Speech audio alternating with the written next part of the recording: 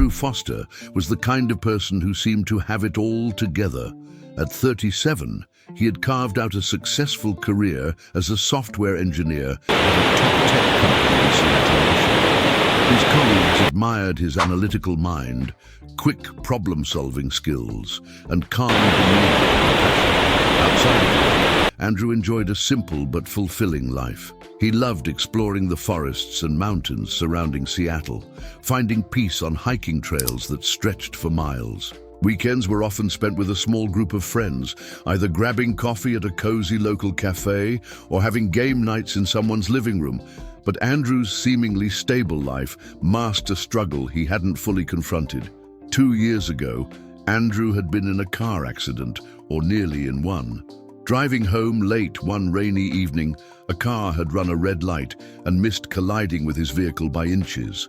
The screech of brakes, the blinding flash of headlights, and the sudden adrenaline rush had etched themselves into his memory. Though he emerged physically unscathed, the event left behind emotional scars that wouldn't heal on their own. At first, Andrew brushed it off. It was a close call, but I'm fine, he told himself. He returned to work the next day as if nothing had happened. But over time, he began to notice subtle changes in his behavior. Tasks that once came easy now felt daunting. His focus, once laser-sharp, was scattered. He would start working on a project only to realize hours later that he hadn't made any real progress. Meetings left him drained, and he often replayed conversations in his head, wondering if he had said the wrong thing. The effects of the accident seeped into every corner of Andrew's life. He found himself avoiding situations that reminded him of that night, driving on busy roads, going out after dark, even listening to loud, sudden noises. His once beloved hikes became infrequent because he didn't want to drive to the trailheads. Instead, he spent more time at home, often zoning out in front of his computer or scrolling aimlessly on his phone. At work, Andrew's productivity began to decline. Deadlines slipped through his fingers, and he started to miss important details in his projects. His manager, Sarah, who had always praised his work ethic, began to express concern. "You seem distracted lately," she said during a one-on-one meeting. "Is everything okay?" Andrew nodded, brushing off her question with a forced smile. "I've just been a little tired," he replied. But the truth was, he didn't have the words to explain what he was feeling. How could he describe the fog that seemed to cloud his mind, or the sense of dread that crept in whenever he thought about his to-do list? His personal life wasn't immune to the fallout either. Andrew began declining invitations from friends, telling them he was too busy or needed to catch up on work. The clutter in his apartment grew as he neglected basic tasks like doing the dishes or taking out the trash. Even simple pleasures like cooking or listening to music felt like chores. The longer Andrew ignored his struggles, the heavier the weight of them became. At work, his manager put him on a performance improvement plan, something Andrew had never thought would happen. The shame of it stung deeply, reinforcing the self-critical narrative in his mind. "You're failing. You're not good enough." His friendships suffered as well. Friends stopped inviting him out after he repeatedly cancelled plans, and Andrew couldn't blame them. He felt isolated, but the thought of explaining what he was going through felt overwhelming. Instead, he withdrew further, convincing himself that it was better to be alone than to burden others. The breaking point came during a team meeting. Andrew was asked to present his progress on a project, but as he stood in front of his colleagues, his mind went blank. His heart raced, his palms grew sweaty, and the words he had prepared seemed to vanish. After a few awkward moments, his manager stepped in to salvage the situation. Andrew sat down, humiliated, and spent the rest of the day avoiding eye contact with anyone. That evening, Andrew stared at his computer screen, unable to focus on the simplest tasks. He thought about quitting his job, convinced that he wasn't capable of turning things around. But as he sat there, he realized that he didn't want to keep living like this. Something had to change. After confiding in his best friend, Claire, about his struggles, she encouraged him to seek professional help.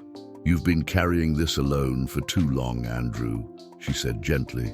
"There's no shame in asking for support." Andrew hesitated. Therapy felt like admitting defeat, like confirming that he wasn't as strong as he thought he was.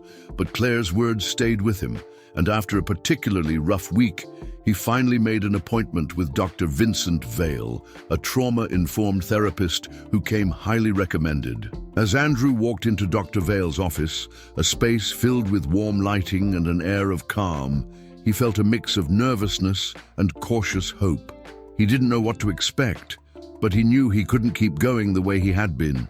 Andrew sat on the edge of the plush chair in Dr. Vincent Vale's office, his posture stiff and his gaze fixed on a framed photo of a serene landscape on the wall. He wasn't sure how to begin or even what to say. The idea of therapy still felt foreign to him, but here he was, hoping to find answers, or at least relief from the constant fog that seemed to cloud his mind. Dr. Vale, seated across from Andrew, had a calm and approachable presence. His salt and pepper hair and warm smile conveyed both wisdom and understanding. He held a notepad on his lap, but hadn't written anything yet. Instead, he leaned slightly forward, signaling his full attention. "Andrew, I know it can feel strange to start something like this," Dr. Vale began, his tone reassuring. "Why don't we start with what's been on your mind lately?" Andrew took a deep breath, his hands clasped tightly in his lap. I just don't feel like myself anymore," he said finally. "Ever since that car accident, I've felt stuck. My focus is gone, my work is slipping, and honestly, I don't even recognize who I am anymore." Dr. Vale nodded, his expression thoughtful.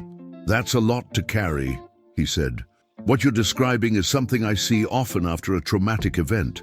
Even if you weren't physically hurt, your mind and body experienced a significant threat, and sometimes that leaves an impact long after the event itself." Over the next few sessions, Andrew and Dr. Vale began unpacking the layers of his experience. Through careful questioning and reflection, Dr. Vale helped Andrew understand how the accident had activated his body's fight-or-flight response, a survival mechanism that had saved his life in the moment but hadn't fully shut off afterward.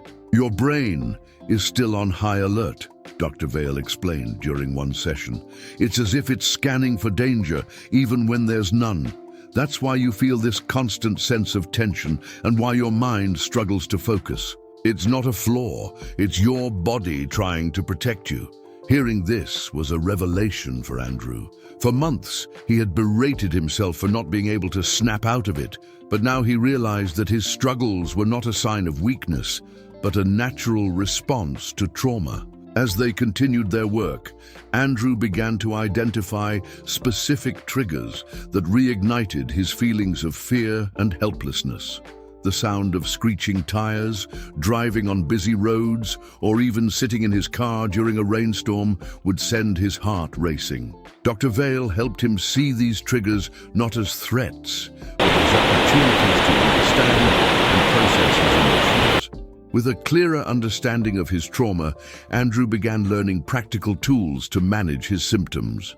Dr. Vale introduced him to grounding exercises designed to bring him back to the present moment whenever his mind started spiraling into fear. One technique involved focusing on his senses, naming 5 things he could see, 4 things he could touch, 3 things he could hear, 2 things he could smell, and 1 thing he could taste. At first, Andrew was skeptical. How is noticing what I can smell or touch going to help with everything going on in my head? He asked. It's not about solving the problem in that moment, Dr. Vale replied. It's about giving your brain a chance to realize that you're safe right now. When you ground yourself in the present, you're teaching your body to calm down. To Andrew's surprise, the technique worked. One evening, while stuck in traffic during a rainstorm, he felt the familiar tightness in his chest and the racing of his thoughts.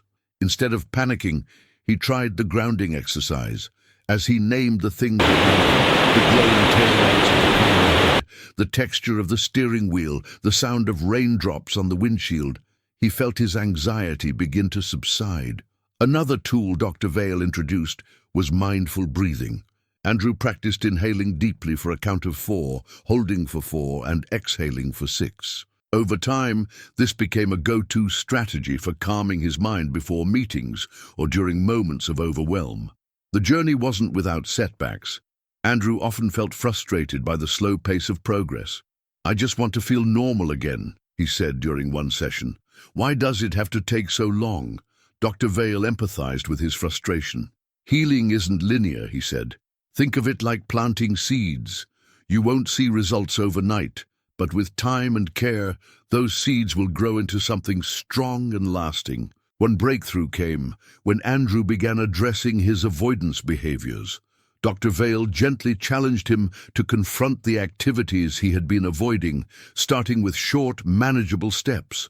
For instance, Andrew began driving short distances in quiet neighborhoods, gradually building up to longer drives on busier roads. Each successful drive chipped away at the fear that had kept him stuck. As Andrew progressed, he began to experience moments of clarity that gave him hope. He realized that his productivity struggles weren't a reflection of his abilities, but of the toll trauma had taken on his mind. "I'm starting to see that I'm not broken," he said during one session. "I've just been carrying a lot, and it's okay to need help." Dr. Vale smiled. "That's an important realization. Healing isn't about fixing yourself, it's about understanding yourself and finding ways to move forward." Andrew's progress was evident. He had begun to regain his focus, manage his triggers, and approach his work and personal life with more confidence.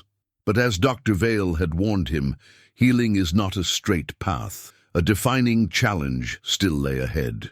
A company-wide presentation that Andrew was tasked with leading. The presentation was part of a major product launch, one that had the potential to define the company's direction for the next year.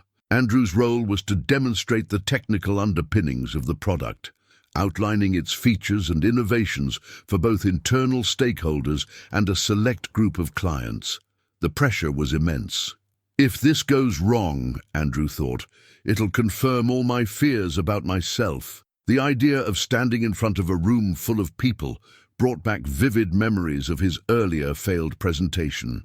His mind flashed to the blank stares of his colleagues, the awkward silence, and the way he had stumbled over his words. "What if that happens again?" he asked Dr. Vale during their session leading up to the event.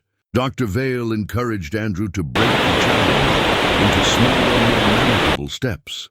"This presentation isn't a single monolithic event," he explained. "It's a series of smaller actions you can prepare for.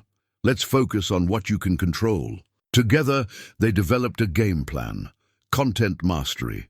Andrew blocked off uninterrupted time each day to rehearse the technical aspects of his presentation. With the help of mindful breathing, he found he could stay focused and absorb the material more effectively than before. Visualization. Dr. Vale guided Andrew through visualization exercises, helping him imagine the presentation going smoothly. "Picture yourself walking confidently into the room, delivering your points clearly, and seeing the audience respond positively," Dr. Vale said. Rehearsing success in his mind helped Andrew counteract the mental images of failure that had haunted him. Grounding techniques. To manage his anxiety on the day of the presentation, Andrew practiced grounding exercises that would keep him present and prevent his mind from spiraling. Despite his preparation, Andrew admitted to Dr. Vale that he still felt a knot of fear in his stomach. "That's okay," Dr. Vale reassured him. "Courage doesn't mean you're free from fear. It means you move forward despite it." The morning of the presentation arrived, and Andrew felt the familiar tightness in his chest. As he got ready, he reviewed the tools he had learned, breathing deeply, grounding himself in the present moment, and focusing on what he could control. At the office, the conference room was filled with executives, team leads, and a few high-profile clients. Andrew stood by the podium, his notes neatly arranged in front of him. He could feel the adrenaline coursing through his body, but instead of letting it overwhelm him, he leaned into the techniques he had practiced. He took a deep breath, glanced around the room to ground himself, and repeated the mantra Dr. Vale had encouraged him to use. "I am prepared. I am capable. I can handle this." As Andrew began speaking, his voice was steady, but slightly shaky. The first few slides of his presentation were the hardest. His mind fought to drift to doubts and fears, but he pulled it back to the task at hand. By the third slide, he found his rhythm. His confidence grew as he noticed nods of approval from the audience. He felt in control, even as a client interrupted with a challenging question. Andrew paused, took a breath, and responded thoughtfully, demonstrating his depth of knowledge. Midway through the presentation, Andrew felt something he hadn't experienced in years: flow. The information came naturally, his explanations were clear, and he even made a few unscripted jokes that drew chuckles from the audience. When he reached the final slide, the room erupted into applause. After the presentation, his manager Sarah approached him with a wide smile. "That was incredible, Andrew," she said. "You really knocked it out of the park. The clients were impressed, and so was I." Andrew felt a wave of relief and pride wash over him. For the first time, he had faced his fear head-on and emerged not just unscathed, but stronger. During his next session with Dr. Vale, Andrew reflected on the experience. "It wasn't perfect," he admitted. "I still felt nervous, and there were moments where I stumbled, but I kept going, and that's what matters." Dr. Vale nodded, his expression one of pride. "Exactly," he said. "It's not about eliminating fear or anxiety. It's about learning to live with it and move forward anyway. You've shown yourself that you're capable, even in the face of uncertainty." Andrew agreed. The presentation wasn't just a professional win, it was a personal milestone. It proved to him that his trauma didn't have to define him or hold him back. The confidence Andrew gained from the presentation began to ripple into other areas of his life. He started accepting more challenges at work, taking on projects he had previously avoided. Outside of work, he returned to his love of hiking, driving to trails that had once felt unreachable. He reconnected with friends, sharing parts of his journey and finding strength in their support. The presentation had been the challenge Andrew needed to consolidate his growth, and it marked the beginning of a new chapter in his life, one where he no longer felt like a prisoner to his trauma.